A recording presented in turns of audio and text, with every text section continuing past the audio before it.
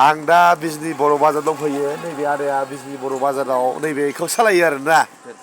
फिरफिलि मालाबा बिजनि बर' बाजाराव फैयोबा नैबे आदाखौ लोगो मोनगोन आंबो दिनैसो फार्स्ट टाइम लोगो मोननाय औ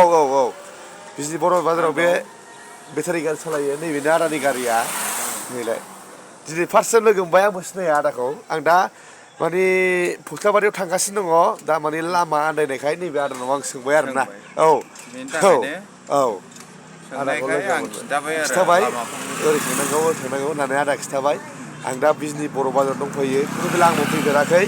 आं दा बिजनि बर' बाजार थांगासिनो माबा फस्लागुरि नङा फस्लाबारिसो औ बिजनि दङ आदा लामाया फस्लाबारिबा ओरै गेटा गिदिरसो थांबावनांगोन नै ओरैसो हाबनांसिगोन आं थांगासिनो नैबे आदा खिन्थाबाय ओमफ्राय आं नैबे आदानि नामा मा होनोमोनलाय आदा आंनिया औ बनजित बसुमतारी बनजित बसुमतारी बे आदाया बिजनि बर' बाजाराव गामिनि